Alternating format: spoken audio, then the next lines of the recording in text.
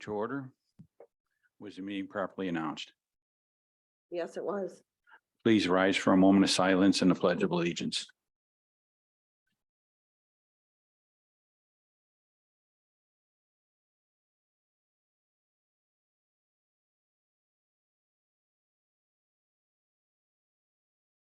Pledge allegiance to the flag of the United States of America and to the republic for which it stands, one nation, under God, indivisible, with liberty and justice.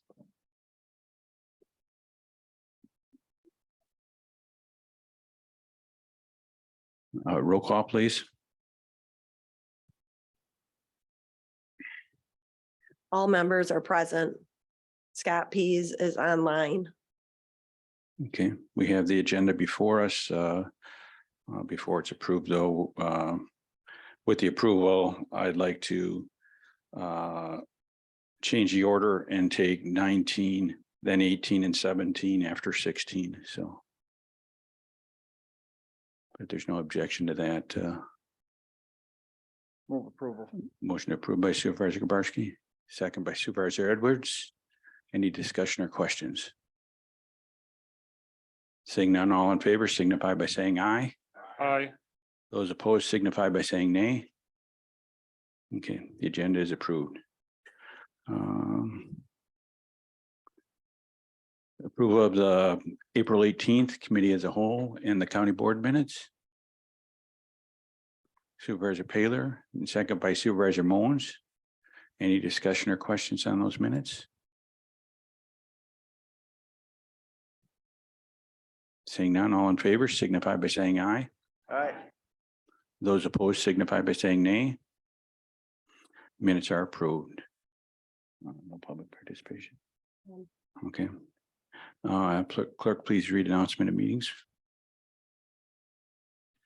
Announcement of meetings, report of supervisors claims read by the county clerk and appoint 6 supervisors to approve the claims. Carlson, Churko, Dozel, Egersdorf, Krug, and RPs.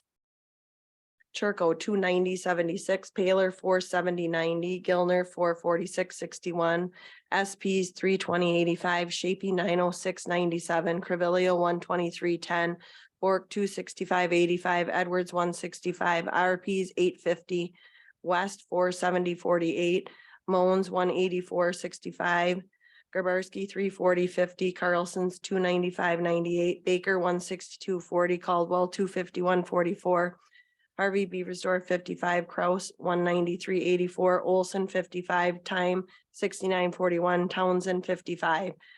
Total 5,973.74. Okay, thank you. We have no claims, correspondence, appointments, or unfinished business. And at this time, I'd like Hannah Egersdorf and Megan Schultz to come up, please.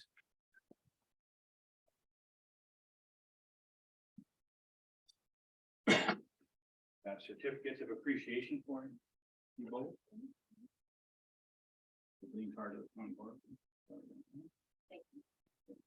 You want that for a while?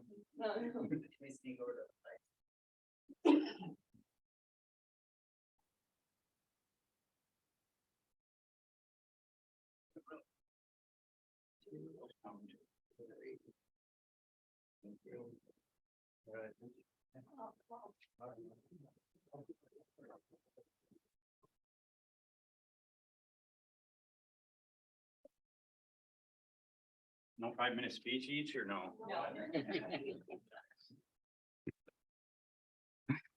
Okay, we have the 2022 highway annual report in the board packet. I think we probably need a motion to accept that report. Supervisor Carlson, second by Supervisor Paylor. Any discussion or questions on the report? Seeing none, all in favor signify by saying aye. Aye. Those opposed signify by saying nay. Okay. The annual report is accepted. Next, we have the 2022 Land and Water Annual Report. Look for a motion to accept that report. Supervisor Shapey, second by Supervisor Mons. Any discussion or questions on the Land and Water Report? Supervisor Pozdowski. I had a question on how the public in Newchester can obtain the well testing kits. Does anybody know? It- And what are they testing for? Can they also tell me that, please? Yeah. You use the microphone, please.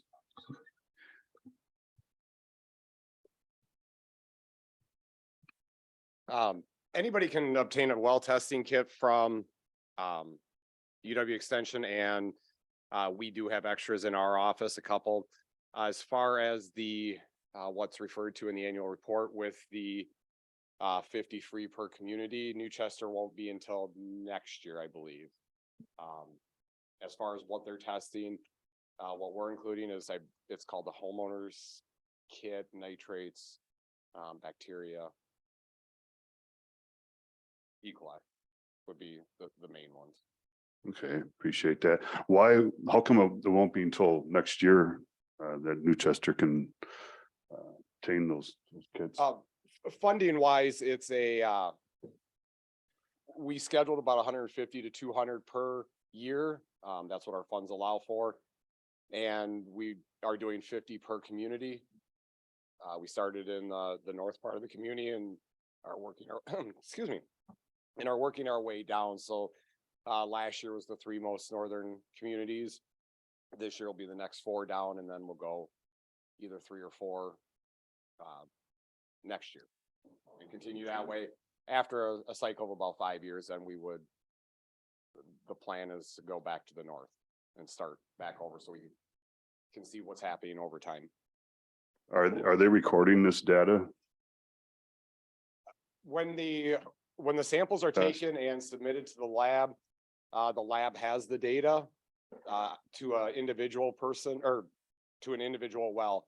The data the county receives is on the quarter basis. We don't have specific well data. Okay. All right, that's all I have. Thank you, Dustin. Appreciate that. Okay. Seeing no further questions, all in favor signify by saying aye. Those opposed signify by saying nay. Nay. The land and water annual report is accepted. Next, we have the 2022 library annual report. Any discussion or look? Probably need a motion to accept that and get that on the floor. Supervisor Edwards, second by Supervisor Churko. So any discussion or questions? Okay, seeing none, all in favor signify by saying aye. Those opposed signify by saying nay. The library report is accepted. Derek Smith has his report here. He's not with us tonight, and I don't think he's online, is he? I don't think he's on here. If anybody had a question, if you have it, you could probably tell the county manager after the meeting, and she could reach out to Derek and get the answer. Okay, then we'll go on to the county manager's report. Thank you, Mr. Chair, and good evening. Let's start out with appreciations. Dustin Grant and his team were responsible for achieving a Class 7 community rating system, which benefits residents who need flood insurance. The result of that is that those citizens would receive a 15% discount on their insurance. So congratulations to Dustin Grant and his team, and thank you for a job well done. Page 2, special thanks to Janet Leja and her team for another successful event as it relates to Reality Days. So congratulations to Janet Leja and her team, and thank you for a job well done. Capital projects, the roof, the project is still on the horizon. Fairgrounds, according to the engineer Ayers, the pavement replacement is they're expecting it to come in over budget by roughly 400,000. It will come out of the maintenance capital projects fund reserve, and we will be going out for bid for this project. Highway M update. From County G to the east, still on schedule for mid-August start.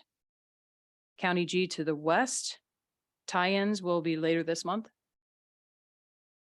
Under happenings, the Corporation Counsel's Office has moved now over to the courts area. I do cover that in a little bit more detail in my bulleted activity items. So if you want to read more about it, you may.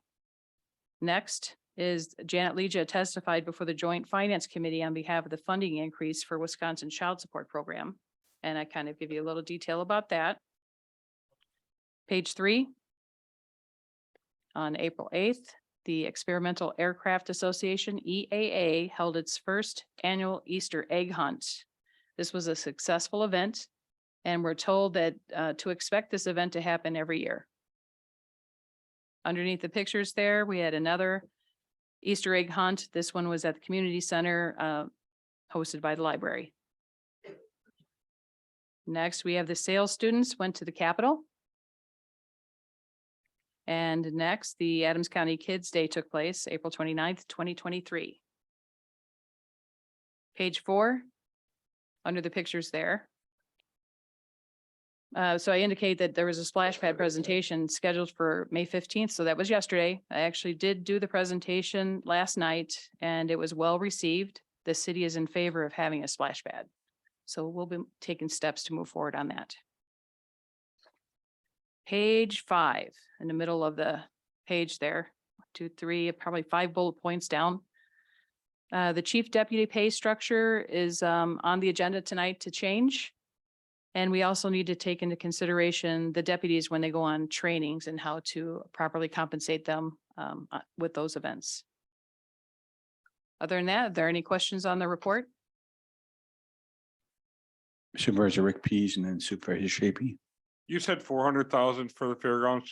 I thought it was only 40,000. Did I say 400,000? Yes, you Yes, you did. I just wanted to make sure that was Oops. very clear. Wow, it's 40,000. Okay. Thanks. Maybe she was seeing if we were I- paying attention, huh? I need new glasses. Okay. Seeing no other questions, we'll move on. Committee minutes, any discussion or questions on the committee minutes? The Supervisor Shapey and then Supervisor Dozel. I just wanted to point out that if we're gonna be able to read the minutes and to access the attachments, when it says see attachments, such as on solid waste, the attachment needs to be on there.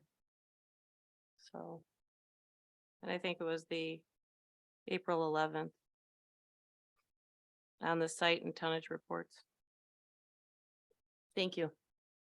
Supervisor Dozel. Just a clarification on admin and finance. Do we want to discuss that meeting or do we want to wait till we get to the topics that were covered in it below? If it's about those topics, we could wait till those. All right, fair enough. If you want.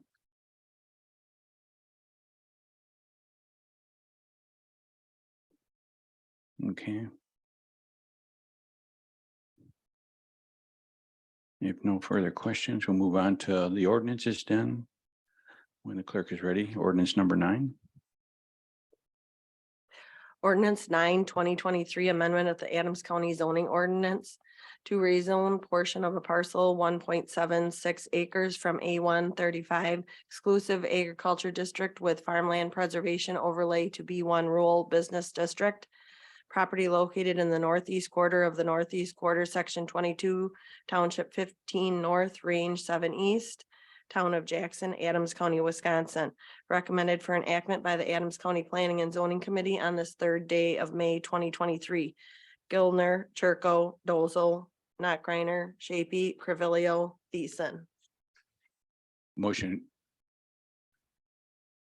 Okay. A motion to enact by Supervisor Gilner. Second by Supervisor Churko. So Supervisor McLaughlin.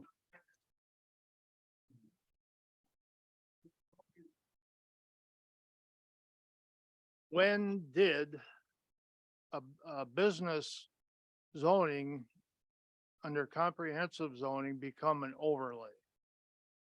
I don't understand that at all. B1 business is not an overlay. It's a zoning district. But why is that word overlay? It's not overlays. neither one of them is an overlay. Yes, What you're reading as far as the overlay, it has the farmland preservation overlay. I mean, that's what the overlay is referring to. B1 is not gonna be an overlay. It's actually gonna be a portion of the property and changing from A1 to B1. any other questions? Okay, seeing none, when the clerk's ready, please vote. Scott Pease, yes.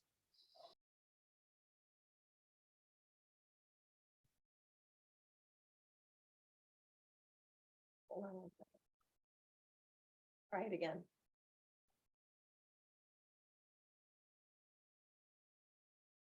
Yes, please vote again.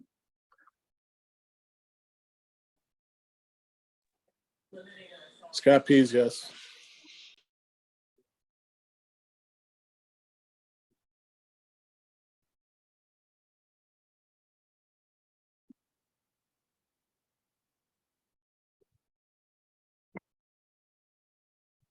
Yes. Total votes 20 yes, 2 sale, yes. Okay, ordinance number 9 is enacted. When the clerk is ready, we'll move on to ordinance number 10. Ordinance 10, 2023 amendment of the Adams County zoning ordinance.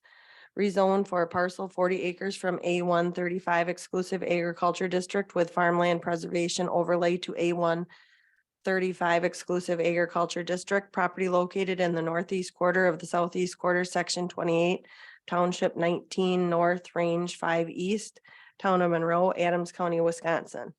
Recommended for enactment by the Adams County Planning and Zoning Committee on this 3rd day of May 2023. Gilner, Churko, Dolzel, Knockreiner, Shapey, Crivello, Thiessen. Motion to enact by Supervisor Gilner, second by Supervisor Carlson. We have ordinance number 10 on the floor. Any discussion or questions? Supervisor Kubarski? Yeah, some questions regarding that. Where I looked it up, I think that's all wooded. And can't understand why we're doing an agricultural thing. Number one, and number two, please explain the difference between where it's currently zoned and where it would be zoned. Please. To answer the first part of the question, the silviculture and forestry is part of ag. A lot of times the district is utilized more for keeping larger parcels as larger parcels. In the district that it's going from and to, it's a 35 acre minimum. The town, when they adopted zoning, wanted to keep parcels larger, and that's generally the best district to do that in. The primary difference between the two is that farmland preservation overlay. If the farmland preservation overlay district is on it, the only person that can build a house is somebody who is actively farming that property. Without the farmland preservation overlay district, the owner of the property can build a house. That's really about the only difference between the two districts. Yes, Supervisor Kubarski? Dusty, so I get this right, if it's wooded, it's not like anybody's gonna be farming it. It'd have to go under a different title of forestry or some such a thing. That's one. And the other thing is, when we're changing this, does it affect assessed value? And I'm not sure you can answer that, but if you can, I'd like to know. I can. So taxes and zoning have nothing to do with each other. The taxes and I don't know if Janie's online, she can confirm this. The assessors put a value based on what the current use of the property is. Zoning is more of a long-term what is allowed on the property. But taxes are based on what's actually happening on the property. You're correct, nobody will, well, as of right now, nobody would farm this. We don't have another district called forestry. It's either generally ag, residential, or then you get into business, industrial, some of those. So as far as trying to keep large blocks together, it's very common that some type of ag zoning is what's used.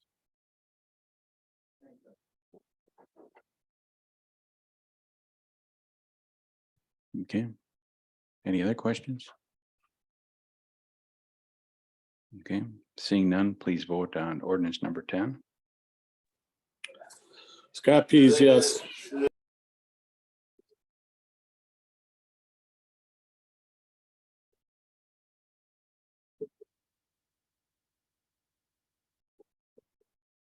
Total votes 20, 19 yes, 1 no, Wimmer, yes, 2 Sale. Okay, ordinance number 10 is enacted. When the clerk is ready, we'll move on to ordinance number 11.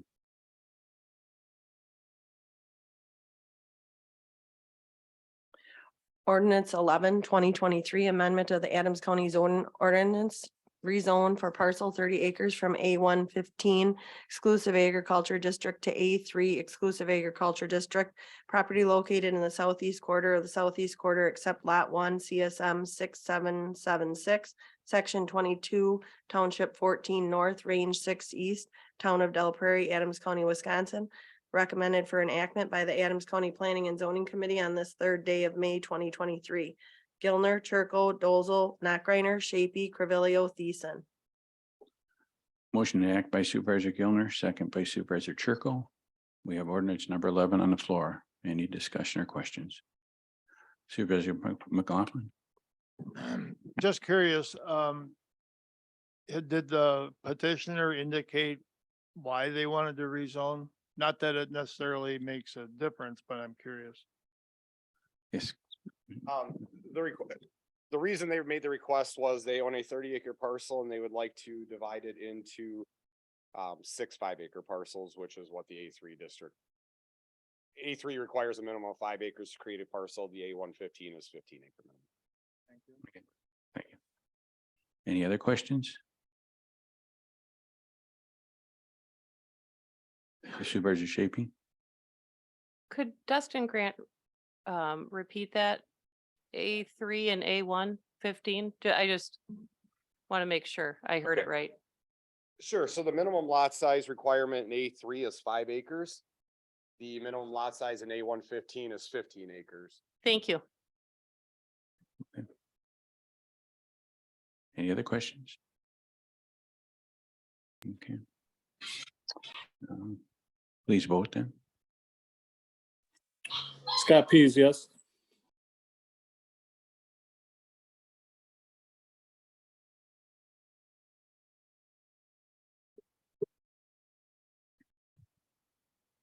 Total votes 20, Supervisor Moen.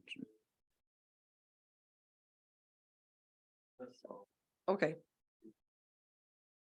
Total votes 20, 20 yes. And 2 Sale.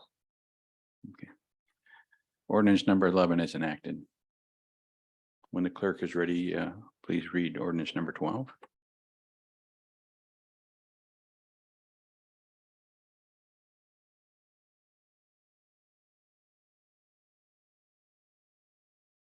Ordinance 12, 2023 amendment to the Adams County zoning ordinance. Rezone a portion of parcel 1 acre from conservancy to recreational residential. Property located in the southwest quarter of the southeast quarter, section 18, township 18 north, range 7 east. Town of Richfield, Adams County, Wisconsin, recommended for enactment by the Adams County Planning and Zoning Committee on this third day of May 2023. Gilner, Churko, Dolzel, Nachreiner, Shapey, Crivello, Thiessen. Motion to enact by Supervisor Gilner. Second by Supervisor Shapey. We have ordinance number 12 on the floor. Supervisor McLaughlin? Yes, thank you. Question for Dustin. Is that portion to be rezoned out of conservancy a wetland at all? Yes. No, Please. it's a fair amount of high ground right there that's already been cleared. I mean, many years ago. And the conservancy district is over it, but it's substantially not a wetland. Other questions? Supervisor Kubarski? Yeah, I'm kind of on that same page. That area is all low ground through there. Having said that, as far as it we're doing this and it hasn't, I'm assuming, has it perked already, or, I mean, I just can't see where this low ground we can just build anywhere. I say that after seeing all of our buildings behind the ranger station on the other side, but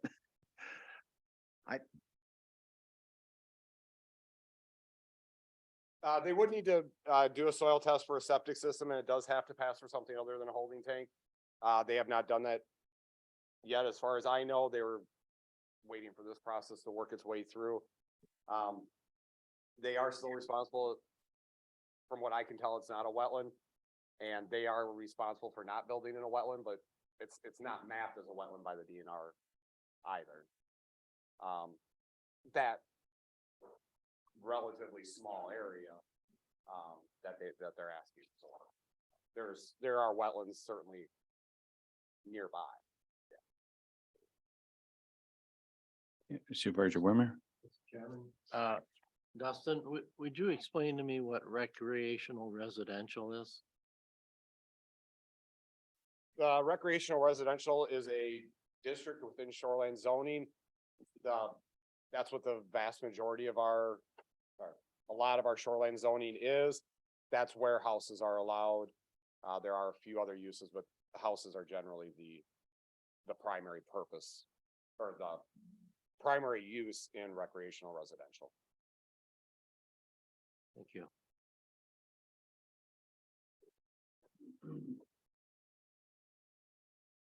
Seeing no further questions, please vote on ordinance number 12.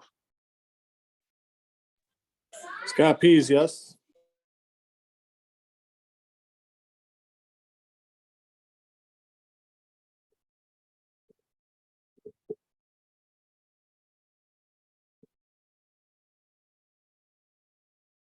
Total votes 20, 18 yes. No Gabarsky, abstain Wimmer, and 2 Sale yes. Ordinance number 12 is enacted. When the clerk is ready, we'll move on to resolution number 14. Resolution 14, 2023, resolution to authorize using American Rescue Plan Act funds for expanding publicity, accessibility, wireless internet service at Adams County, Petenwell, and Castle Rock Parks. Introduced by and recommended for adoption by the Admin and Finance Committee this 8th day of May 2023. West, Paler, RPs, Gabarsky, SPs. Question. Motion to enact by Supervisor Edwards, second by Supervisor Carlson. We have resolution number 14 on the floor. Supervisor Mons has a question. Didn't we amend the agenda to go 19, 18, 17? No, when we get down to past 16, then we'll go to 19. We're at 14. We'll go 14, Thought you 15, meant 16. item. I'm sorry, I thought you meant item number. not the No. resolution. Okay, Thank you. okay. So Supervisor Gabarsky, Supervisor Rick Pease, then Supervisor Postowski, then Supervisor Dozel. I'm just in the way. Again, I mentioned this at our committee meeting, but I do have a tower on some property that we own, and because of that and not knowing if this would affect anything regarding a lease, I will be abstaining. Thank you. Okay. Supervisor Rick Pease. My question is, we talked about this in committee and we wondered how people would make money off of this. And one of the things was said was Solaris would then charge the campers a fee for using the wireless. But it seems to me that we're spending the money to run the wire out there. What is the county going to be repaid for that? How does the county recoup their money? I know it's ARPA funds, but it seems like the county should be in there with something to get our money back. And I was just wondering if there's an answer to that question. Yes. Yes, county manager or the finance director. Mr. Chair, I'll kind of lead with that. It could be just the marketability of it. You know, it'll have more of attraction or draw to our parks. But Kyle, did you want to add to that? Yep, Mr. Chair. So we had looked at the different options. So either way, we were going to have to, if we wanted to go forward with this project, we were going to have to pay for the installation of it. However, the county could have recouped it by charging the people for accessing the internet, but then we would have to pay an annual fee to Solaris for that type of service, for the county to collect the revenue for associated with accessing the Wi-Fi. And we found that it would just be better just to have Solaris collect the revenues associated with it. The fee was going to be in excess of the revenues that we would have collected. It would have been like an annual fee type of situation. Okay. Was there more than one bid for this then? Mr. Chair? Yes. Yeah, so the parks managers, they've been working with Solaris for well over a year now to get this in. Solaris in exchange, they actually ran all the way down County Z, and I believe in exchange they provide free internet for the parks, so we don't pay for internet service for the county-owned devices that are on the internet there. Thank you.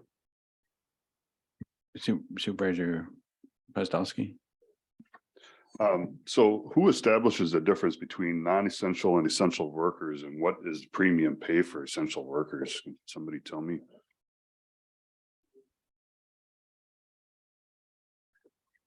That's in the policy here? Yeah, Probably not. Mr. Chair? Somewhere? Yes. Kyle. Oh, go right ahead. Oh, sorry, Kyle. Yeah, so we put that language in the resolution just kind of as a template for these American Rescue Plan Act resolutions. So the essential workers, that would have been established by the final rule for ARPA funding. what are essential workers, or what's the difference between an essential worker and a non-essential worker? I'm confused by that. You remember the definition, Kyle? Mr. Chair, I'm not sure what the list was for the final rule. I'd have to look it up. But All right, thank you for that. Supervisor Dozel? So just listening to the meeting that you guys had earlier, kind of going through it, I've got some similar concerns and questions related to the addition of the Wi-Fi out there. Number one, I am concerned that we're paying for the equipment and the technology to go in, regardless of whether or not it's through ARPA. It's funds that could be used for other things in the county. And then a for-profit company is basically benefiting from it, and we're getting a small fee in conjunction with it. In my opinion, wouldn't it be a better resource to use our own technology and maybe our own tech team to make the install, and then raise the camping fees by $1 or $2 for every campsite, and just flat fee it across the board, make it less of a fee, but accessible to everyone?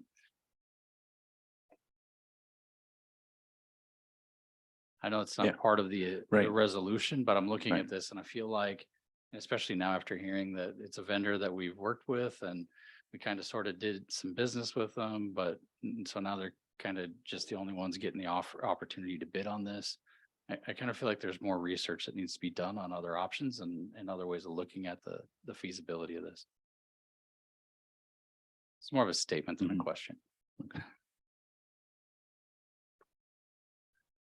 Supervisor Bork? Just a clarification, I guess. So we're putting the internet out there and then it's gonna go, like if the campers want to use it, they gotta subscribe to it. It isn't like a free Wi-Fi through the park for anybody just to log in. It's gonna be a pay service for the campers. Is that? Finance Director? yep, Mr. Chair, that's correct. Yeah, the campers would have to pay Solaris for using the internet. No. Supervisor Dozel? But we paid for all of that stuff to get installed, correct? All of the wire, all the networking, all the hubs and maintenance and all that all comes back on the county. Kyle? Mr. Chair, yep, that's correct. But we'd kind of looked at different alternatives that Solaris had offered. We would have to pay for, like I said before, we'd have to pay for installing all of the equipment, and then we would pay an annual service fee if we were to receive a share of the revenue generated from that. And we found that the service fee was going to be potentially more than the revenue that we were going to end up receiving. So Supervisor Dolzel mentioned maintenance. What about the maintenance down the road? Is that, Mr. Chair, I Yes. believe Solaris is going to handle all the maintenance related Okay. to it. Supervisor Shapey? Has there been a request by the campers to have this service? Why are we going down this path, I guess I is don't my know if- question. if Darren or I don't know if anybody's on the property committee, if they talked about it in the parks committee, on the parks and property. I'm chairman of that committee and it's actually never been talked about in Parks and Rec Committee. I questioned it at the time because of, in today's society, everybody's got more power on a cell phone than they do in most computers, but there is no cell phone service out at Petenwell Park for sure, and I don't know about Castle Rock. Supervisor McLaughlin?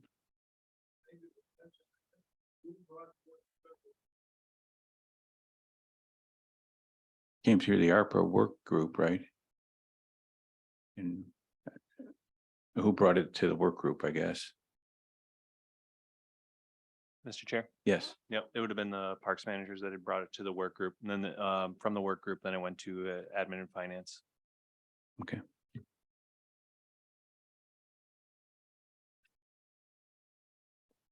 Any other questions? Okay. Seeing none, please vote on resolution number 14. Scott, please no.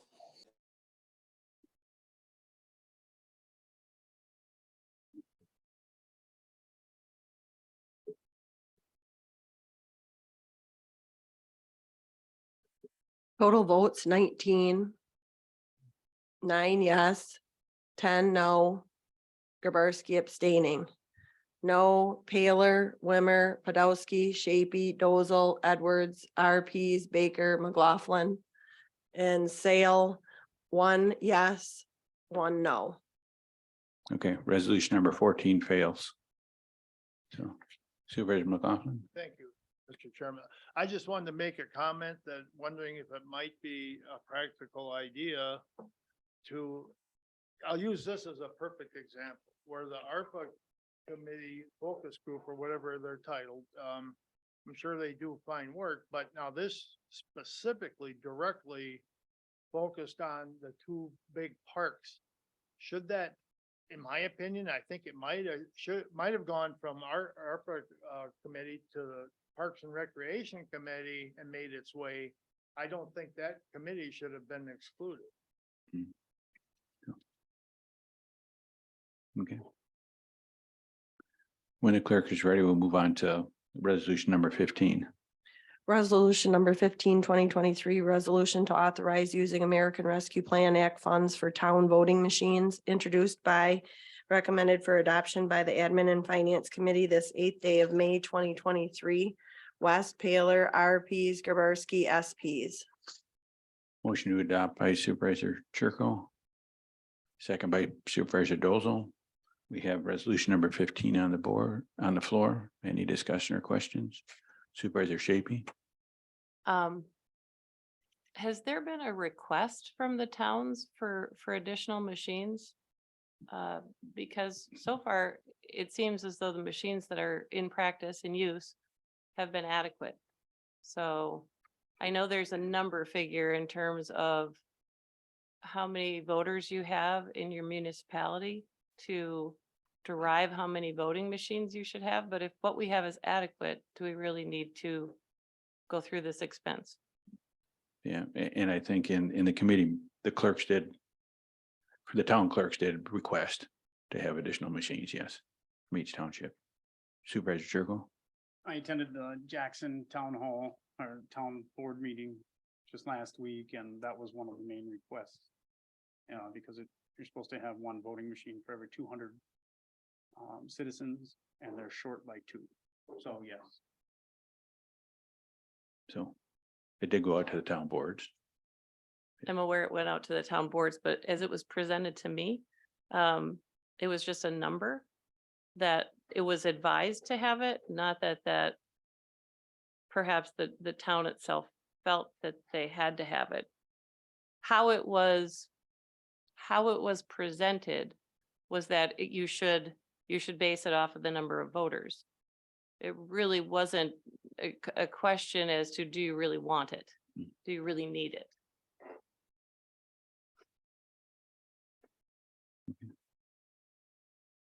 Supervisor Wimmer? Mr. Chair, it appears to me that with the machines, it's taking longer to vote and longer times to vote, and that's just an observation. I don't have any scientific evidence to prove that. Thank you. Okay. Supervisor Rick Pease? I agree with Mr. Wimmer. It does take a little bit long time. This last election alone had 4 different resolutions on it. So it took people time to read through those resolutions to vote on those. And some municipalities only had 1, so you're waiting in line. It kind of stacked up behind them. I mean, it'd be nice if it was, but at 8 in the morning, you're gonna get a whole bunch of people, and probably after 4, when people are done working, you're gonna get a whole bunch of people. So I think this is a good request. And it was also requested by the clerks, correct, Lyanna? Yeah, this request came from all the municipal clerks, not from us. Supervisor McLaughlin? Thank you, Chairman. I would just kind of comment that I agree with Supervisor Pease that we want to encourage voting, not discourage it. So if some people are absolutely gonna stay away if they figure they're gonna stand in line for 15, 20 minutes or who knows what. So I think that's something that really needs to be addressed. Thank you. Supervisor Shapey? Are paper ballots still accessible? Yes, they are. Thank you.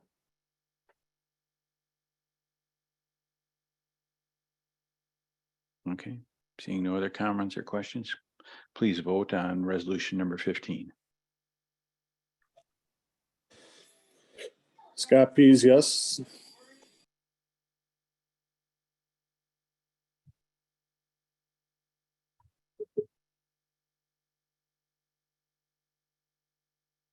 Total votes 20, 17 yes, 3 no, Wimmer, Podolsky, Shapey, Sale, both yes. Okay. Resolution number 15 is adopted. When the clerk is ready, please move on to resolution number 16.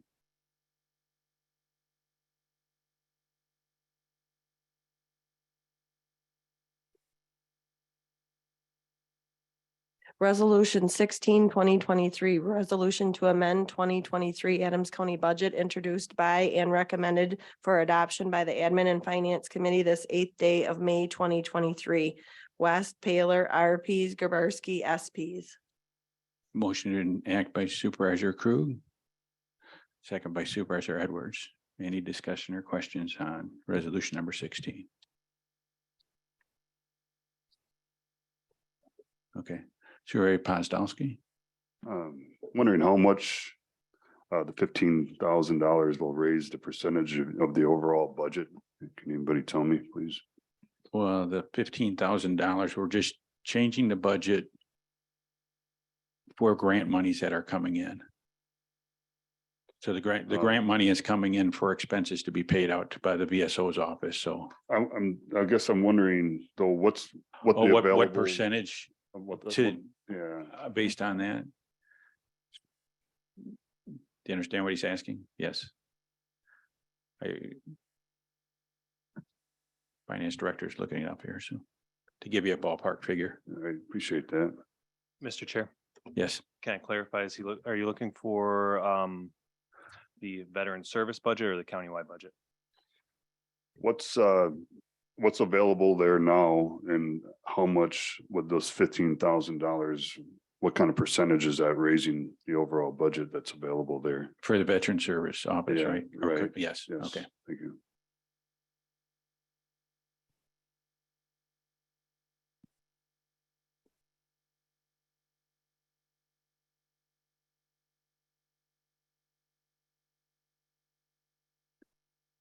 Yes, by he's looking that up. So, are you ready? Yep, Okay, Mr. Chair. okay. So total budget for Veteran Service Office is about 169,000, so it's just under 10% roughly. I take it that's annual. Kyle, Yep, Mr. Chair, that is the 2023 budget for Veteran Services. what, I mean, can you tell us a little more about what kind of services this veteran services, that's kind of vague, but can you tell us a little bit more detail, what kind of services they're providing? Yeah, I don't know. We don't have a VSO officer here, so. Mhm. so, Mr. Chair, I mean, I can kind of give a little bit of an answer. Okay. So the Veteran Service Office has 2 full-time staff. They work closely with veterans throughout Adams County to help them apply for VA benefits that they may qualify for injuries that they sustained during their time in service. They help them apply, like get housing, like there's a number of different services that they provide for veterans of Adams County. I Super. appreciate that. A lot of services seem to fall short of really doing what they need to do and tend to be a disservice. So it's really it's troubling to see how a lot of the county services are rendered services to the public. So that's all I have. Supervisor Rick Pease, then Supervisor Krug, and then Supervisor Kubarski. We talked about this at Health and Human Services, what this money was actually for. And so it actually will help the outreach through radio, through posters, through any way possible to get a hold of vets so they know what their benefits are. And if this $15,000 helps one person get the help they need, it's well worth the money spent for these vets. Thank you. Supervisor Krug. Thank you, Mr. Chairman. I echo those comments completely. So anybody that'll tell you it's been related to county veteran service offices would tell you that 70% of vets who are eligible for benefits are not necessarily fully aware of what they do qualify for. And these are service officers are the ones that connect them to the services that have been promised to them already. It's not an increased cost. We're not providing extra benefits. These are things that were granted by the federal government in the state of Wisconsin over the years, all the way from connecting with mental health services to helping them with burials in the veteran cemeteries in the state of Wisconsin. These grants come out from the state and the federal government all too, I should say, not often enough. So we should be looking at doing more of these at the state and federal government, but this one is very, very important to those veterans in our communities that don't necessarily realize what benefits are available to them. Supervisor Kubarski. Yeah, I just want to mention that if you read that resolution there, it's a grant of that amount and it's being transferred to the VA account. There's nothing to it. And we went through it at the committee meeting of which Joss is a member and so. Let everybody else have a chance Okay. before making a second comment. Anybody else? Okay, Supervisor Kozlowski. Yeah, I have nothing but respect for our veterans, but in witnessing how our veterans are taken care of within the county, it's really whatever programs are available now, they're a disservice to them. So Supervisor Krug. I can't let that go. If you've met with our county veteran service officers, you would know exactly how dedicated they are to the cause that they're carrying out. To say it's a disservice, what we're providing to our veterans in the county because of these county veteran service officers, we all voted on the budget. We created the budget that they get to use. So if we wanted to have more money for the county veteran service officers, that would have been a great example of when to use a budget amendment to try to increase their funding. If it's a disservice to the residents of the county that they're not doing their job, bring a motion when we do the budgets and say, I'd like to spend more in this area. It is absolutely not a disservice how dedicated these guys are to put in the time they put in and not get paid for all the time they put in, by the way. These guys, if you've met our county veteran service officers, you would know that they don't just punch a clock from 9 to 5 and try to figure out how to connect a veteran with services in our communities. They are working nights, weekends, overtime. You talk to these guys and they're taking calls in the middle of the night for veterans who have issues and concerns, and to even suggest that it's a disservice of what we're doing and for trying to provide for our veterans in our community because our county veteran service offices can't do more. That's our job. We should have done budget motions if we wanted to see more money in there, but quit calling things a disservice when we're obviously trying to serve even more veterans in our community. Supervisor Edwards.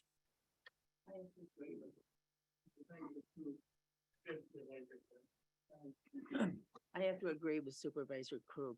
And being a member of the VFW Auxiliary and working with the VSOs in our county, these gentlemen have given an awful lot and continue to give. And if you're not familiar with it, then make yourself familiar with what they are actually doing instead of accusing them of failing in their jobs. I'd like to call the question. Yes. Okay. No further discussion. Please vote on resolution number 16. Scott Pease, yes.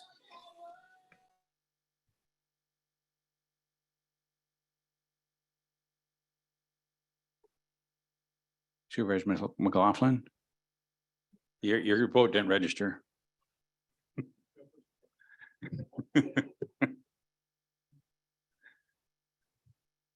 Total votes 20, 19 yes, 1 no, Podolsky.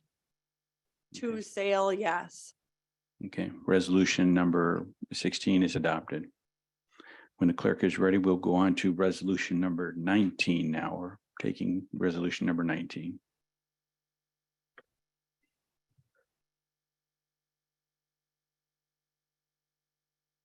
Resolution number 19, 2023, resolution to add 2 fiscal accounting clerks introduced by and recommended for adoption by the Admin and Finance Committee this 8th day of May, 2023. West, Paler, RPs, Graberski, SPs.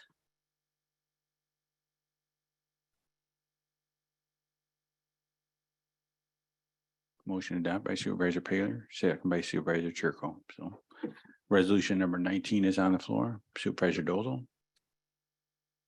Thank you, Mr. Chair. I've got a number of questions for all of these, but they're all kind of relative to each. Well, It's the same thing. these are all related So- resolutions here, the Right. 19, So 18 to 17. I guess I've got a couple of questions here. So first part is, one, I noticed in the admin and finance meeting, there's a lot of, like a better word, hemming and hawing with some of the discussion.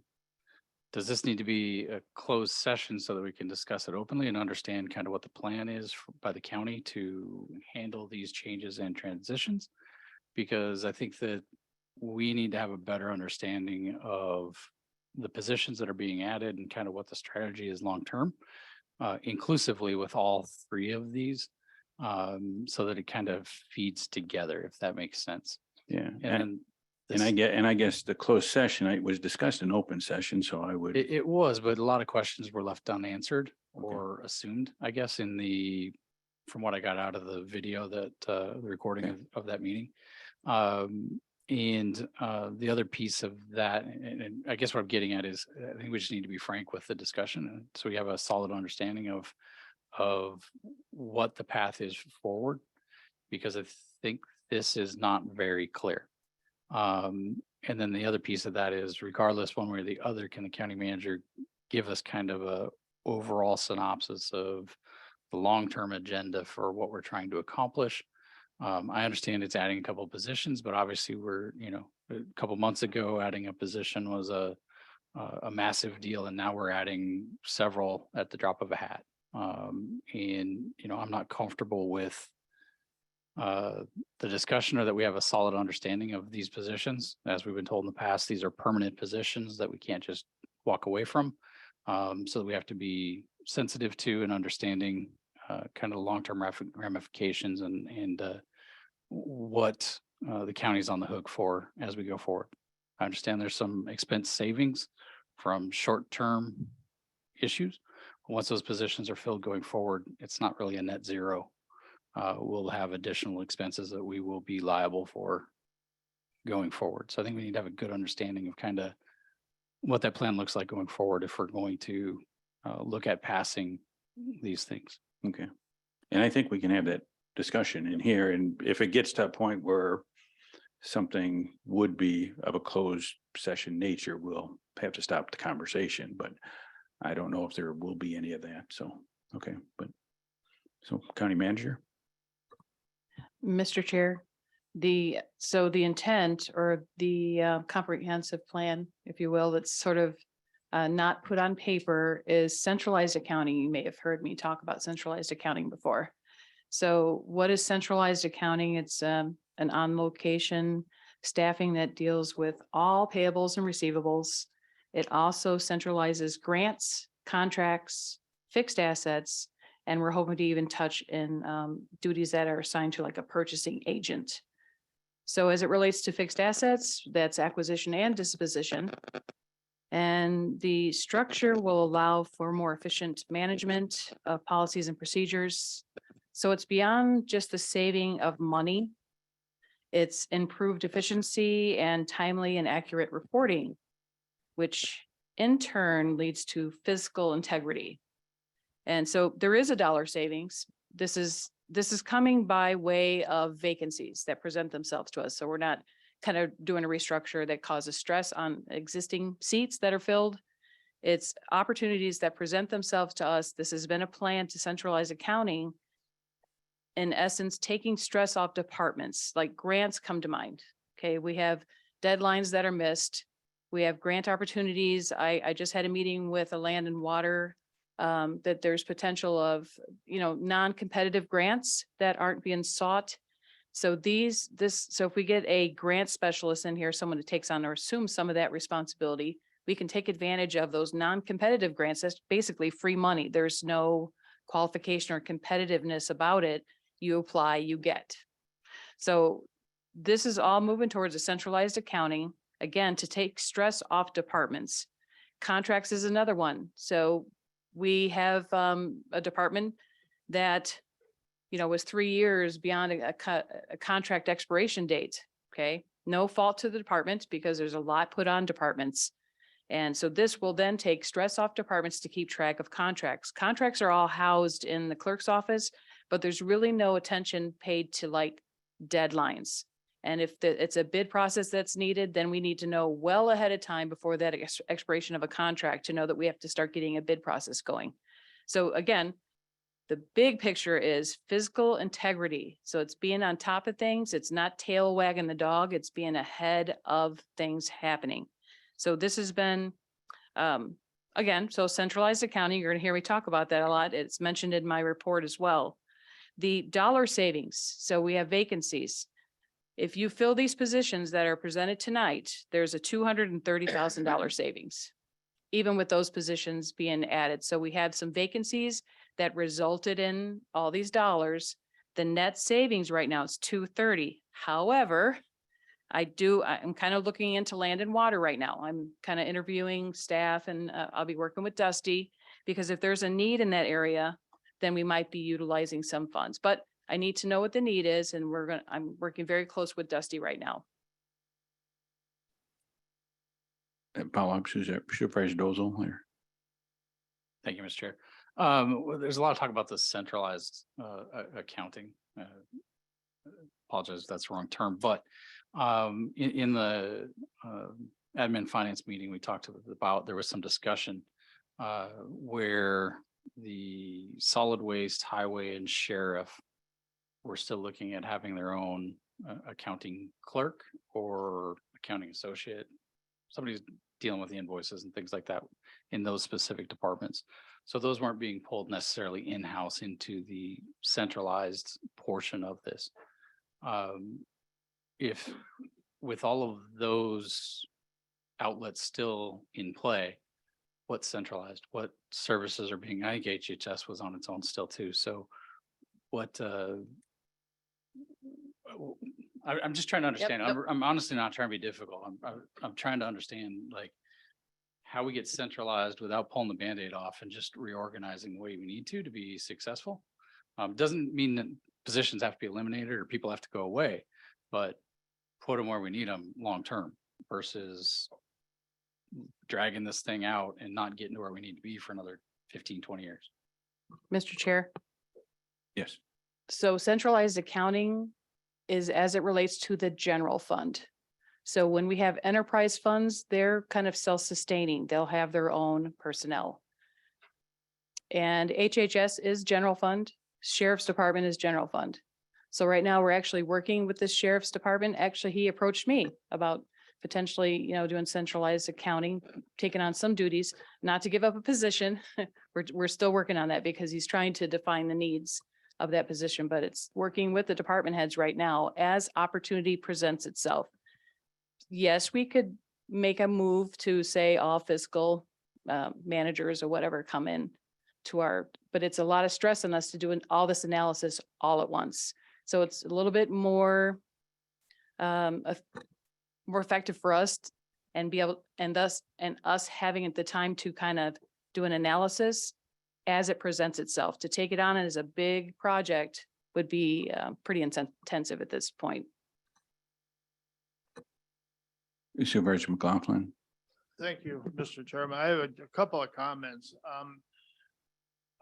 While I don't have any specific examples to toss out, I get the drift, whether it's just in my mind or not, that certain departments are being relieved of responsibilities and we end up creating new positions to deal with them. In relation to that, I would just state that in the past, at least, seeking and monitoring grants was the department head's job. Thank you. Mr. Chair, may I respond? Okay. So there was a comment made as, remember, this is as a vacancy. So we're kind of reutilizing funds that were dedicated to a vacancy, right?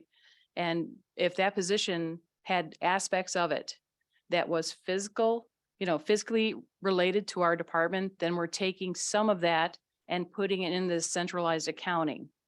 The other duties could be assigned to other staff, right? So if there's a position at, where there's a vacancy, human resources is one of them, right?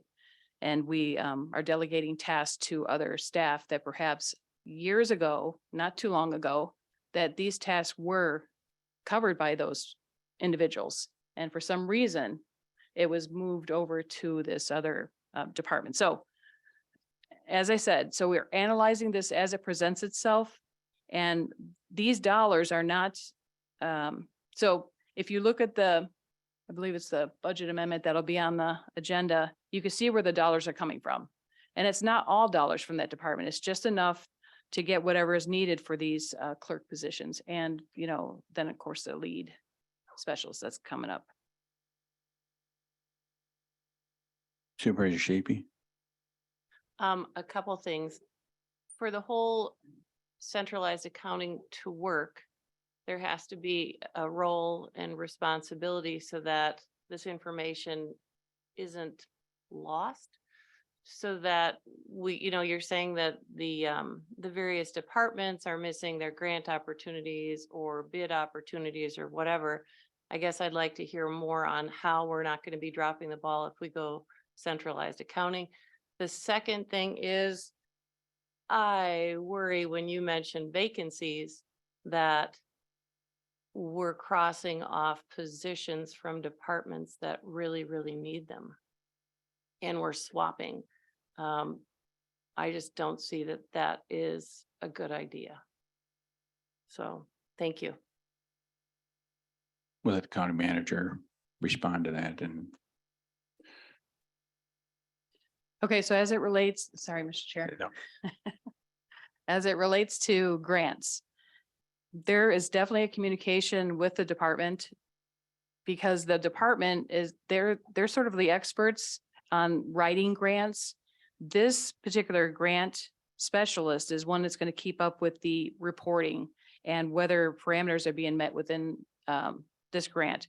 There is a lot to grants, and it's not just, so the departments that come to mind are land and water have grants, right? We have Health and Human Services has a number of grants. Sheriff's Department has grants. We have emergency management that has grants. Yes, it will free up because some department heads are a single department, right? But they still have to handle their grants. It's going to take some stress off. And the idea is that they become more efficient And if they need to be out in the public more, then this frees up their time. They're not stuck behind a desk. There's absolute communication going on. This grants person will be in constant contact with the department or the individual that's responsible for certain grants. Land and Water, you have different members on that team that might have different grants. Well, this grant person will be in contact with them and they'll know, there's going to be financial reports produced. So I'm looking at Kyle for that. This is an automated process that perhaps before was a manual process. So I guess they didn't realize there are certain efficiencies available, but through this process of vacancies, we kind of do an analysis to find out what that position did. And if there's other people within are already on the team that can absorb some of it, then that's the plan. So again, I still have a need in Land and Water, so that's still being looked at right now. And again, I'm working very close with the department head on that. Supervisor Dosel. All right, two more questions. Two more questions in a statement.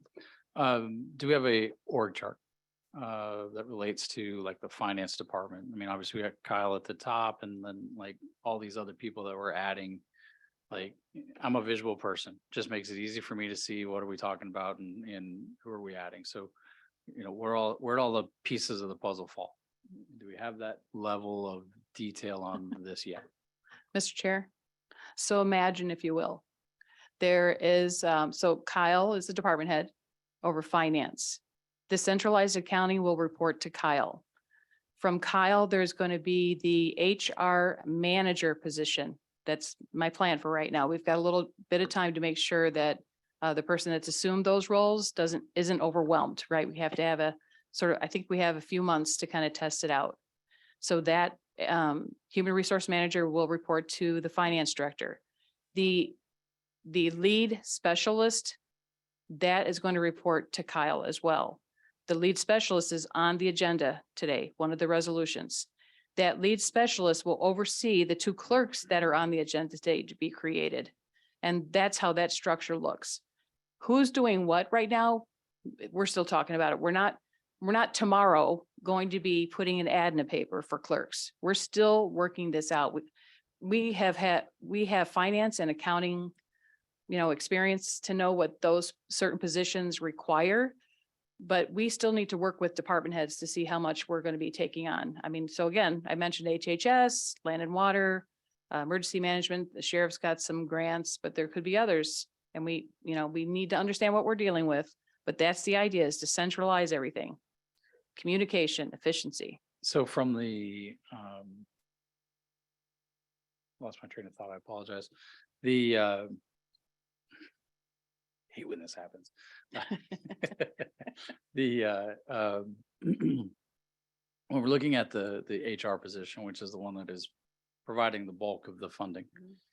I mean, I kind of feel like we're hoping that it's going to work out with an HR manager instead of a director or someone of that level. I don't see how long-term, considering the complexities of the legalities and the things that are going on in the county, the different workforces that we have, that we could keep that position vacant forever.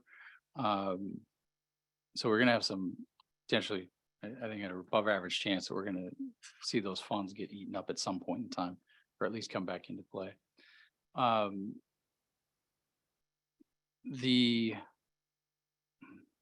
I'll pass on the other one. I'll if I think of it, I'll. Mr. Chair. So as it relates to the larger sum position that was in human resources, those tasks have been allocated out to 4 individuals. One of them is me, and it involves exit interviews, because I really wasn't in the loop with some exit interviews and potential grievances. So now I'm taking that piece on. And then we have FMLA, workers' comp being handled by someone else. We have background checks, orientation, all of the tasks. Where if you look at my manager's report, I sat down with Tabitha about the tasks. And that's where I got an idea. And we did ask for people to volunteer. It wasn't like, you're doing that, you're doing that. Everyone stepped up. And remember, I had made this statement about certain personnel here had those responsibilities before. So they do know what the workload would be. but for some reason it migrated away from them and then went into the human resource area. Supervisor Shapley, then Supervisor McLaughlin. Thank you, Mr. Chair. Okay, so a couple questions because I just want some clarity. I'm gonna go back to your grants. Does it still go to the departments and then the departments makes the grant specialist aware of them? Or how is that? I guess notification performed? Because I just don't have a lot of faith in that. We're already failing at some point for grants is what you said. So if it still goes to the department and then the department is going to pass that on, I'm thinking that that level of failure will still occur.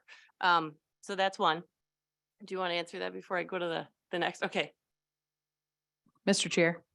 Yes. Okay, so grant notifications. A lot of us get a lot of email that says, hey, this grant opportunity is out here, right? So it would start there.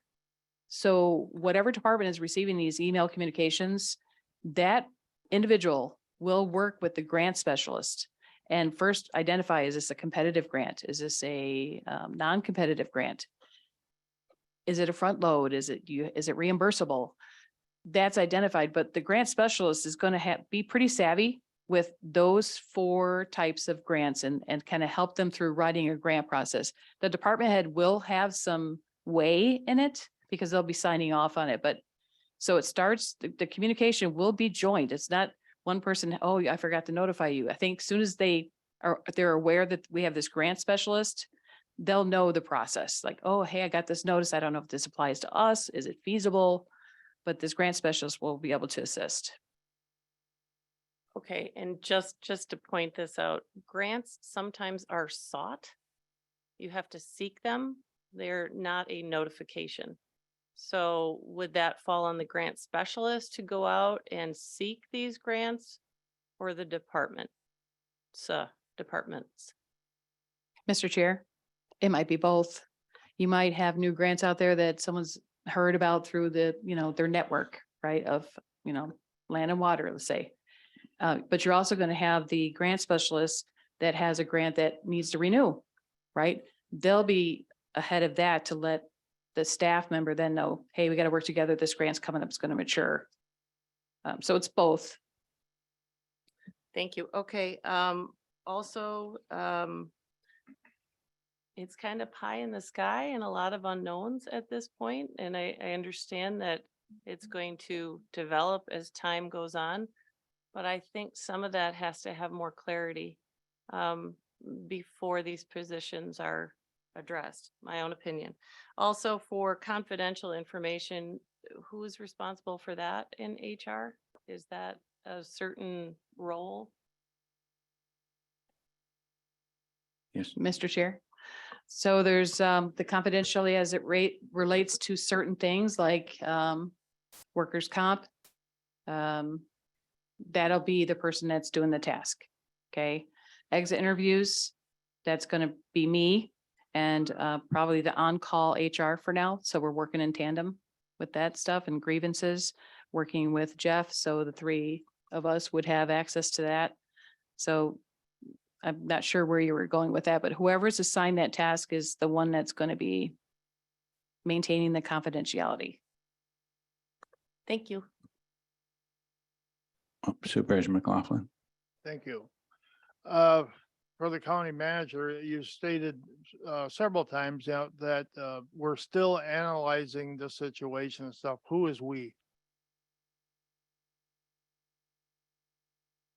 Mr. Chair. So it's the finance director and me, and also department heads that it impacts. So if they had a vacancy in their area, we're having these discussions.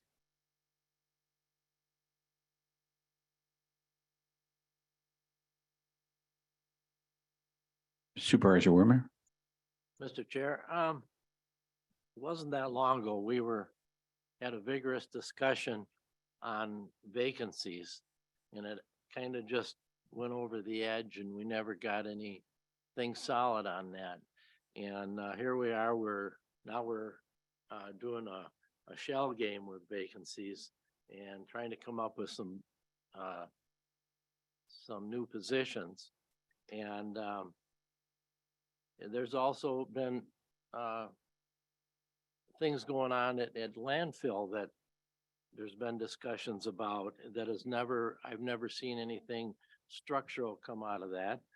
And it just seems to me that to put these positions before us right now is just an example of asking us to vote on something where there's just basically generalities and lack of specifics. Thank you. Supervisor Rick Pease. At some point, we also have to understand, we hired Cynthia to manage the county as she saw fit with our help and our guidance. And if she sees a pathway that might better off and save the county some money, we should be supporting her. Yes, we can ask all these questions, and I think she's giving the answers that she knows as of right now. But she also has, in my opinion, earned a little bit of leeway when it comes to certain decisions like this. And she's our boots on the ground. I mean, we come in here a couple hours a month or in your committees, and other than that, we're not here every day. She's here every day, if not even more than that. And sometimes we have to really support her in what she does on a day-to-day basis.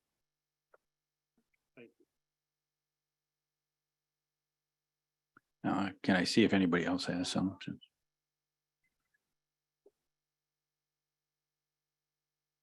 Okay, Supervisor Dozel. Thank you, Mr. Chair. You know, similar to Supervisor Krug earlier, I just can't let that go. So number one, I'm not against Cynthia, and I'm not trying to make her life more difficult or anything along those lines, or delay progress in the county.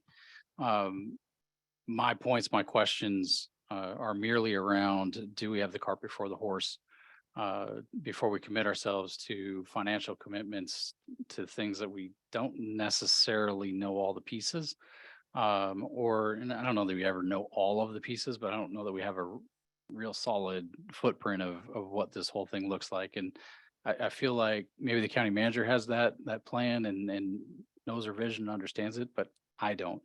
And before that, I'm willing to commit the county's funds to these changes. I'd have to see more details around what this looks like kind of long term. I read all the resolutions. I see the price breakdowns, the savings and retirement plans and all that stuff. I saw all those things.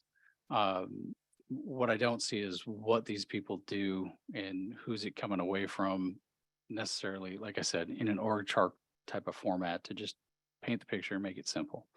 I'm not saying that this isn't a good idea. I'm kind of on the fence. I don't really know right now, but I also think that if I don't know, that's not something that I should be supporting with county funds and committing those without a clear understanding or expectation for what that will look like going forward. Thank you. Mr. Chair. Yes. So I'll just offer this. This does come to you by way of the Finance Committee. And that committee recommended that this move forward to the board. That committee is the experts as it relates to personnel. Okay. So my experience has gotten me to this point that I can have this vision. I've been through restructures before. I'm currently kind of doing restructures as we have vacancies. This is, do I consider myself an expert? I've had a lot of experience doing restructures. And it does get to this point that it goes to the board. It has come this way by way of a Finance Committee. So this, to me, should just be a formality at this point. And I ask that you have confidence in my vision and that my experience that got to this decision.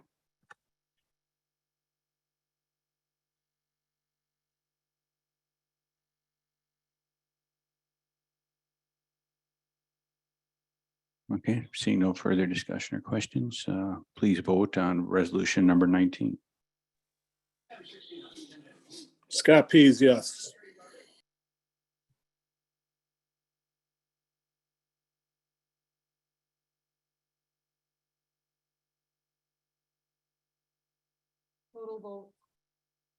Total votes 20, 15 yes, 5 no. Wimmer, Podolsky, Shapey, Dozel, McLaughlin.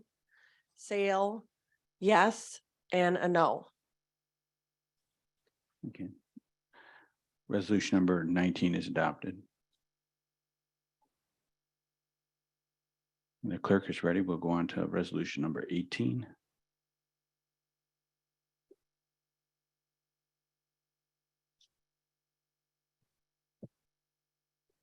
Resolution 18, 2023, resolution to reclassify the accounts payable specialist to a lead fiscal specialist, introduced by and recommended for adoption by the Admin and Finance Committee this 8th day of May, 2023.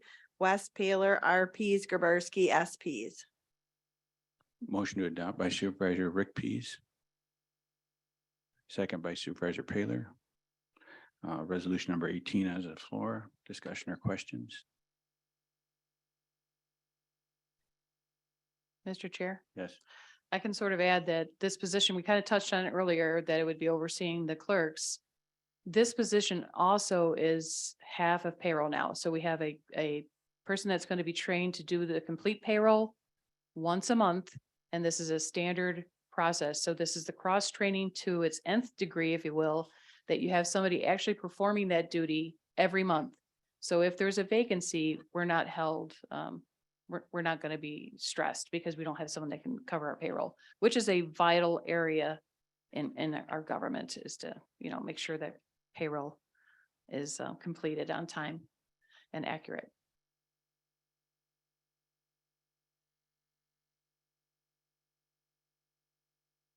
Seeing no questions or discussion, please vote on resolution number 18. Scott Pease, yes.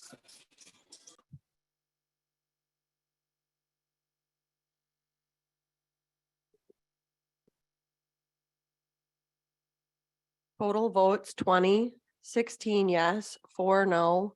Wimmer, Podolsky, Shapey, Dozel. Sale, 1 yes, 1 no. Okay. Resolution number 18 is adopted.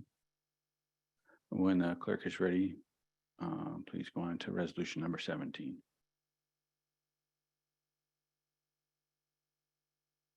Resolution number 17, 2023, resolution to amend the 2023 Adams County budget, introduced by and recommended for adoption by the Admin and Finance Committee this 8th day of May, 2023. West Paler, RPs, Graberski, SPs. Motion to adopt by Supervisor Churko. Do I have a second by Supervisor Rick Pease? So resolution number 17 is on the floor. Supervisor Graberski. Thank you, Mr. Chair. After we had read this, I would like to amend that to insert the word department after coordinator on the first 6 bullet points.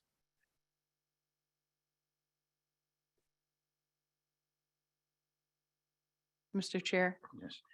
I was just gonna start that out by saying, the department budget line says my title there.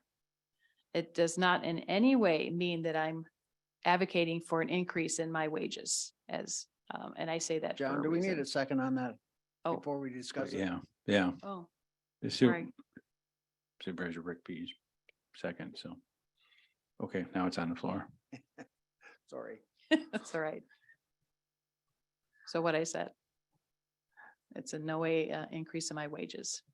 So for clarification then on this, is the budget line, did it say department in it, as finance director? Mr. Chair, yep. Yes. So the title of it is the department, Okay, what it is. So you have county manager, and then you scroll down further, you have human resources. So we just have not broken the finance department out from the county manager / administrative coordinator department. We're going to do that in the 2024 budget. but it should be the administrative department then, or, Mhm. Yeah. Okay, so- administration. so the motion on the floor is to replace department in the place of coordinator. Correct? No. No? I was just gonna add the. Oh, word add the word department? after administrative coordinator. Department. Yep. Okay, And if I might speak to that, okay, yes. the ink wasn't dry on this thing before there was some confusion out there. So I thought it was proper that we at least address it and make sure that we all on the same page, that it isn't an addition to our administrative coordinator's wages personally. Okay. Any questions on the motion on the floor? Is you right, Pozdowski? We just gonna vote on an amendment to this resolution? Yes, we're Okay, just, that's yeah, what this the, is the now. motion is to amend, right? Yeah, That's what the okay. motion on the floor is, to amend All right, thank you. the resolution, adding that word department, so. Seeing none, this will be a voice vote. All in favor signify by saying aye. Aye. Those opposed signify by saying nay and raise of hands, I guess, if there's any. Okay, that motion passes to change, add the word department behind coordinator, so. Any questions, further questions on the resolution?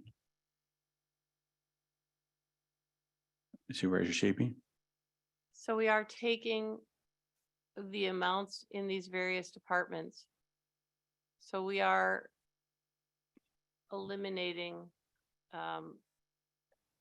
the wages for potential vacancies to be filled in these departments, correct?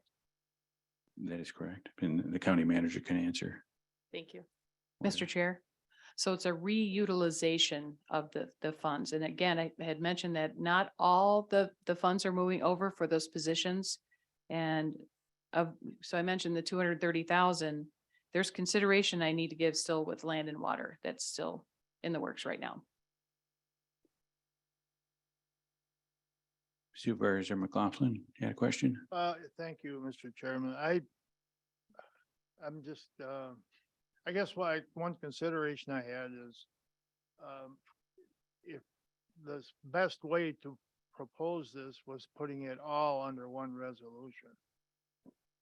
That's all. I just had that comment. Okay. Any further questions? Mr. Chair? Oh. I guess I can respond to that. So why did separate resolutions? One creates the position that's the majority vote. To do a budget amendment is 2/3. Supervisor Wormer, did you have a question? It's fairly confusing to me. Is this one person, our administrator, that all this is happening, or is this in all departments, Or, the increases? well, the increase, the money is being moved out of the other departments, putting into that department to cover the wages for those two positions And those wages go where? under the administrative coordinator's department. And who is that? That's the county managers. So this is for the county manager. No, it's for those two positions. The wages, it's all the wages are in one category in that department, be it the county managers, all the other, the finance director is probably in there, correct? You know, the accounts payable, payroll, that's all in that department. All those wages are in that department. Thank So you. this is not for the county manager. It's for those other positions. Thank you. So. Supervisor Shapey? Just to clarify, you said 2 positions, but it's 3 positions, right? We're giving an increase to 1 for the lead Right, specialist right. and 2 But clerks. yeah, moving the other, Okay, moving. all right. Yes. Thank you. Okay, Mr. Chair, yes. it's a total of 6 positions now that those 2 clerks were created. That's 6 positions that would fall under that budget line in wages. Like, I mean, we sure. Okay. 4, 5, yeah. Okay. Seeing no further questions, please vote on resolution number 17. Scott Pease, yes.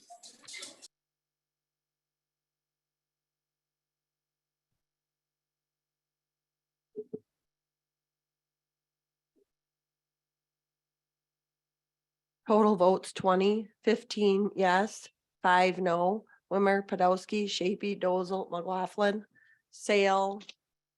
1 yes, 1 no. Okay. The votes needed was 14, so we had 15, so resolution number 17 is adopted. When the clerk is ready, we'll move on to resolution number 20.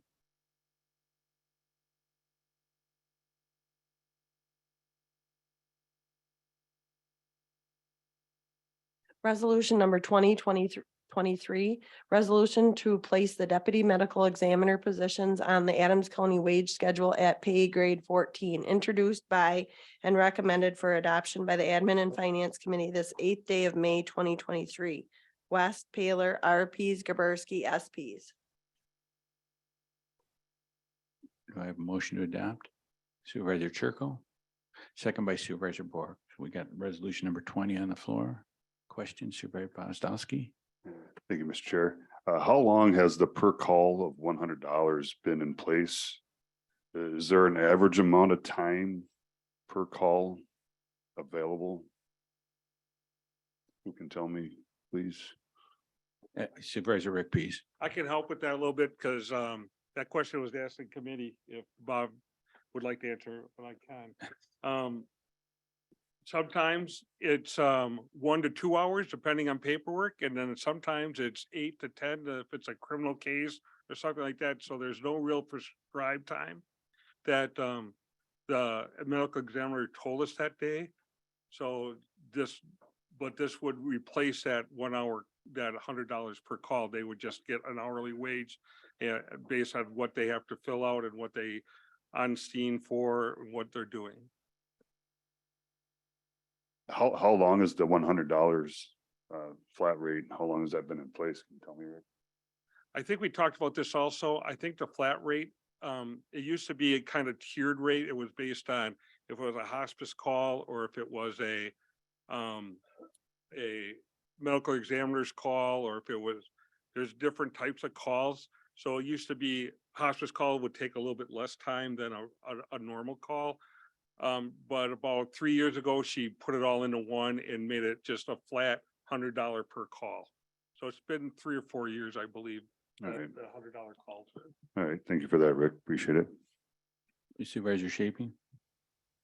Could the board be aware of the findings behind the recommendation by the McGrath Human Resources Group? By the placing on the wage scale? Yep, Mr. Chair, we had Yes. emailed McGrath the job descriptions for the deputy medical examiner positions. And they responded by using comparables in our area. And they told us that this would be appropriate, placing them there on this wage schedule. And now going forward with the new wage study, the deputy medical examiners will be included with this new wage study. Supervisor Dozel. So this kind of goes back to my concern with the last three. So we've got a position or someone in a position that is not being compensated. That's the deputy chief, I believe, or they're being paid more, a little bit more now, but they're still not getting the title because we didn't create the position. Why don't we just fix the problem and set it up correctly instead of continuing to Band-Aid this going down the road? And I think the discussion was in the committee that will happen with the current wage study that's going on right now. So that'll be rectified, and it is different right now. So it should be corrected by year end. Am I correct, Kyle? That's what was discussed. Mr. Chair, I believe it was that there is actually no chief deputy medical examiner job description on file with Human Resources. So all we have left is the deputy medical examiner job descriptions. And we were going off of that. So with We were waiting to correct the problem until there's an opening. Why not just fix it? Supervisor Kubarski. Yeah, sorry, John, I can't hear you most of the time, but Sorry. I'll just say this. The medical examiner on our committee said that this $100 is something that she tried to average out and make it somewhat fair. And in the end, she said this, per hour basis and so forth, will be more fair both for the county and for the employees. And that the $100 was a hit or a miss, and now it goes away. It should be a good thing for the county. I know the medical examiner's on too. I don't know if Yeah, just to you be, would like to to. be clear, I'm not objecting to the wages. Fine, great. I have no problem with that. It's a job I certainly don't want to do, so I commend them for doing it. What I'm saying though is we've still got a position out there where we've got somebody who's being tasked with other responsibilities. And instead of giving them the recognition they deserve, we're kicking the can down the road. Yes, Supervisor Rick, please. Actually, I agree with that. And I said that to the committee also that we really need to get that deputy, but it's also not fair for those guys not to get this right now. So I thought that we should go forward with this and then continue to work on the deputy chief pay. We actually, I talked to Marilyn about this also, and Marilyn said that there was one about 10 years or 15 years ago when she was the deputy behind somebody, and for some reason it's gone. So they are trying to rectify that now, but I think this is what needs to go forward right now until, even though I agree with you, I wish it would come with it, but right now it can't until they figure it out. Thank you. Okay, Supervisor Shapey. Could Marilyn share any comments with the board on this? Medical examiner, please. Yes, we don't know exactly what happened because there is a chief deputy job description that did not somehow get filed with HR. So that position is the one that really we need to look at because right now they're on the same level, or they're all the same. And that chief deputy job holds a lot more responsibilities and takes a lot more time. So the hourly wage is a step in the right direction, but I think eventually in the future, that job needs to be reclassified because there is a job description and statutorily there has to be a chief deputy. We don't know what happened with that in the HR office. Thank you. You're welcome. Any other questions? Supervisor Dozel. Thank you, sir.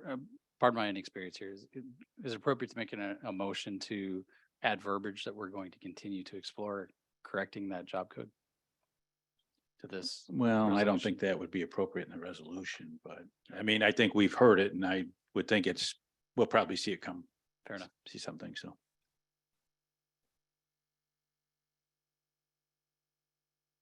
Okay, seeing no further discussion or questions, please vote on resolution number 20. Scott Pease, yes.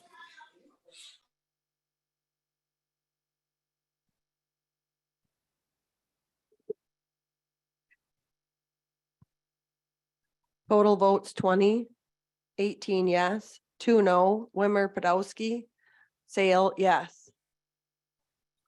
Resolution number 20 is adopted. When the clerk's ready, we'll move on to resolution number 21.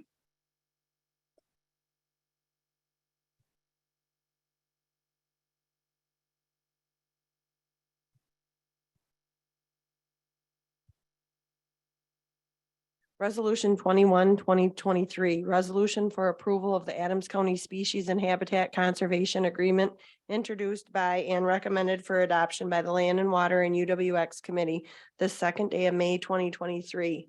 Shapey, Krug, McLaughlin, Moans, Olson. Motion to adopt by Supervisor Shapey, second by Supervisor Mullins. We have resolution number 21 on the floor. Discussion or questions? Supervisor Shapey? I just wanted to make everyone aware that although I signed it, my vote was no. And I don't know if that was relevant to the conversation. The other thing I wanted to point out is perhaps Dustin Grant could speak. Are we still looking at drafts for applications? Or have we received final applications? Okay, We have not received the final version from the DNR yet as to what the final agreement will look like, or the final agreement.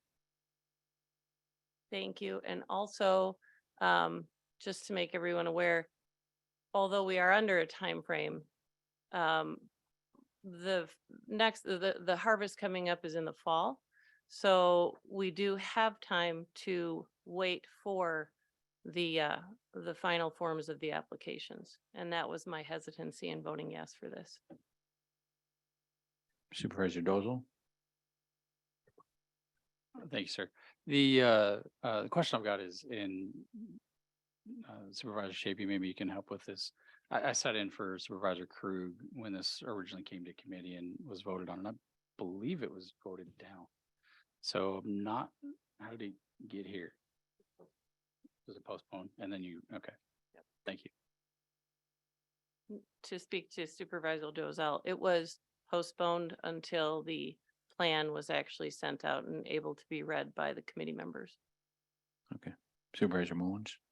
And is it, do I remember right, Jody, that if we look at the agreement, we still have the right not to sign it? That is true. But Thank you. again, I Thank you. question that. Thank you. What? Oh, okay. Any other questions? Yeah, Mr. Wimmer and then Mr. Pozdowski. Thank you, Mr. Chair. We debated this resolution for the first time. We tabled it. Second time, I think a lot of people were concerned because the way this actually reads, it's a 450-page document that tells us what we can do and what we can't do with our property.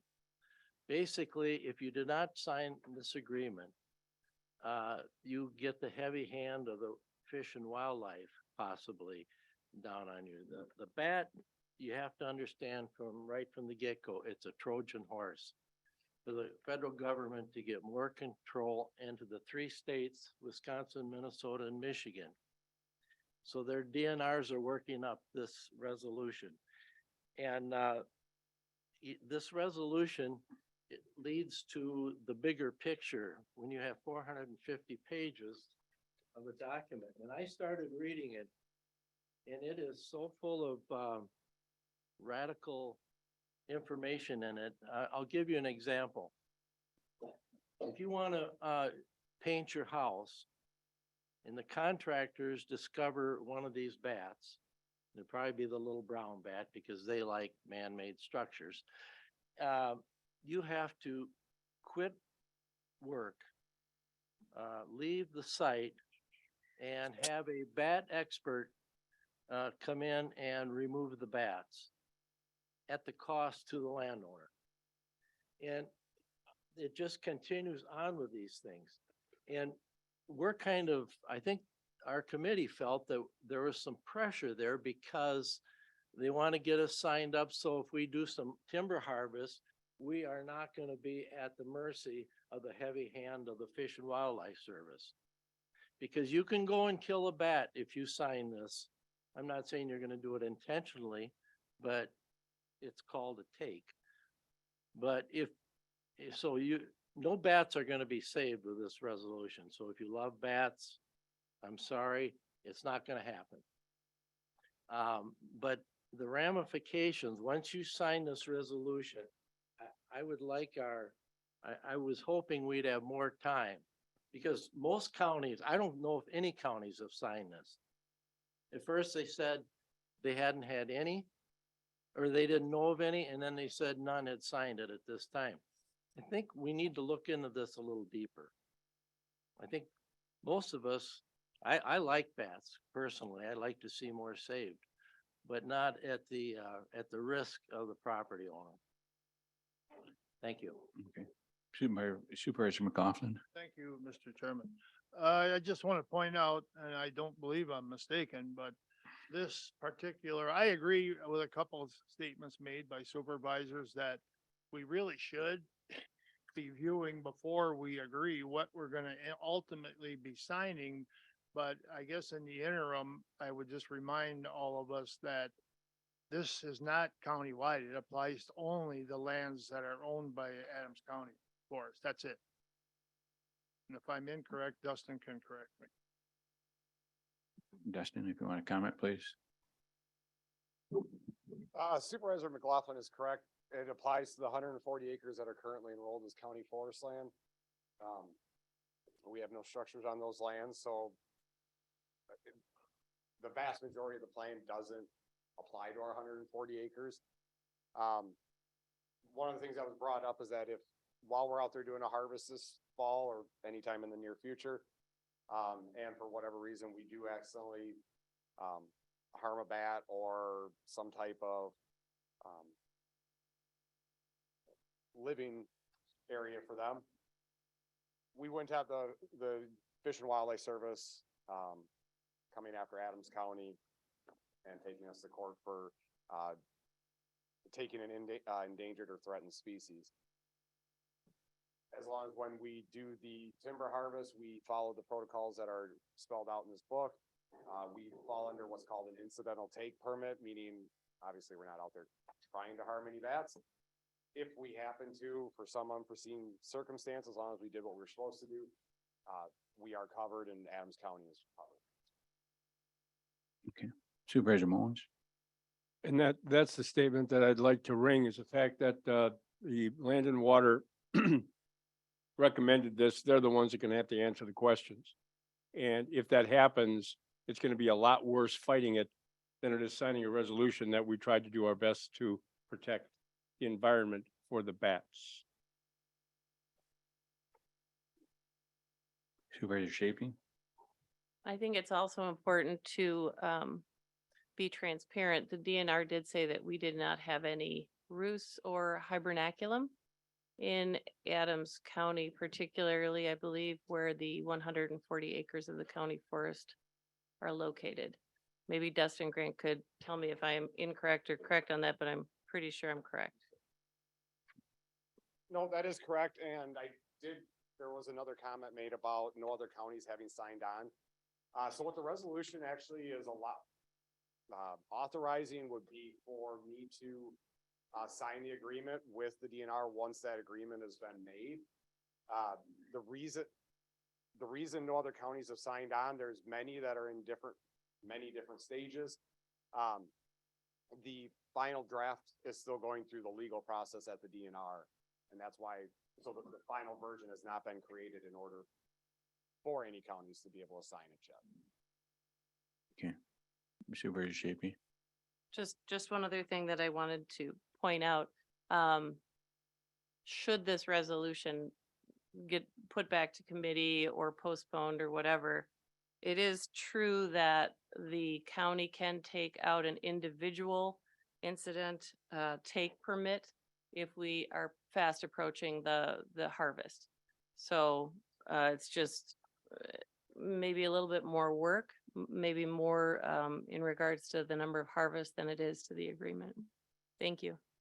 Supervisor Wimmer, and then Supervisor McLaughlin, then Supervisor Dozel. Mr. Chair, again, I think we need council to look at this because we have not seen the final resolution. Like I say, a 450-page document. One leads to the other is my fear, and I think we need to look at that more closely. That's why I voted against this proposal in committee. Thank you. Supervisor McLaughlin. Thank you, Mr. Chairman. I was one of the committee members that voted yes.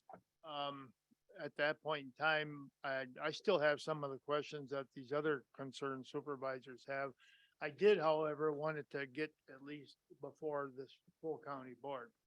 So they're informed about the whole thing. Will be inclined to vote no until we get something more tangible to read from the DNR. So I just wanted to make that comment. Okay, Supervisor Dozel. Thank you, Mr. Chair. Again, and it seems to be a recurring theme tonight. We are asking to be signed or to sign on and approve a document that's not even finalized by the state.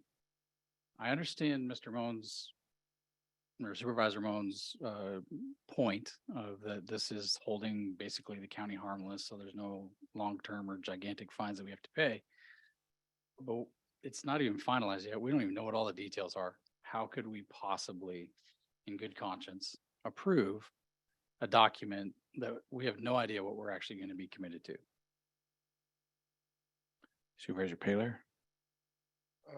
We seem to have a lot of controversy here on this subject. Would it be in order to make a motion to send this back to committee? Council? Or table for next month?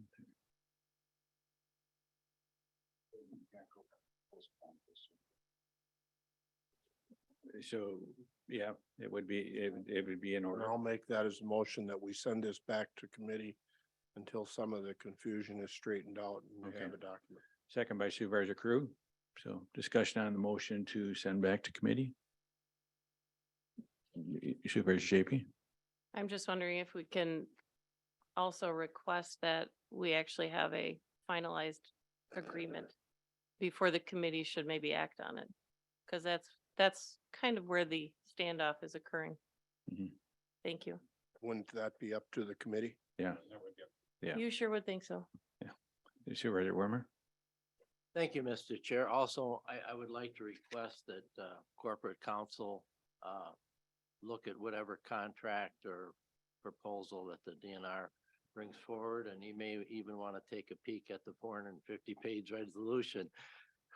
Yeah, Thank you. and that can't be added in the resolution, so. They're in the motion. What They- do we need to do? Take another one? Well, you can't make another motion right now, but the Corp Council normally looks at all contracts that the county sees. Yeah. Any discussion on the motion to table? Or send back to committee? Supervisor Mullins? I'm confused. There was a motion to accept the resolution. Right, but then there can be a. This motion can come on. Thank you. Yes. Thank you. Yeah, and that's what Supervisor Paler asked at the beginning, is this in order, so, okay. You want a voice vote? Okay, okay, voice vote on motion to send back to committee. All in favor signify by saying aye. Those opposed signify by saying nay and raise your hand to send it back to committee. Okay. Okay, one nay. Okay. The motion passes, so the resolution number 21 will go back to committee. We have no denials or petitions. Do I have a motion to approve the claims previously read by the clerk? Supervisor Carlson, second by Supervisor Churko. All in favor signify by saying aye. Those opposed signify by saying nay. Claims are approved as read. Clerk, please read per diem and mileage. Churko 141.92, Paler 122.14, Gilner 132.75, Wimmer 132.75, SPs 106.55, Podolsky 120.96, Shapey 112.45, Dozel 100, Crevilio 106.25, Egersdorf 102.62, Bork 117.03, Edwards 100, RPs 100, West 108.75, Moans 107.86, Gabarsky 113.10, Carlson 118.34, Krug 100, Baker 126.20, grand total 2,169.67. Motion to approve. Supervisor Gilner, second by Supervisor Dozel. All in favor signify by saying aye. Those opposed signify by saying nay. Per diem and mileage are approved. Motion for the county clerk to correct any and all errors and to read back the next meeting if so requested. Second by Supervisor Carlson. All in favor signify by saying aye. Those opposed signify by saying nay. Motion passes. Next meeting date, we have some conflicts. Is there a possibility to move the meeting to the 27th? Will that work for everybody? No? Okay, okay. So on the 27th then? At 6 o'clock? Okay. Thank you all and declare the meeting adjourned.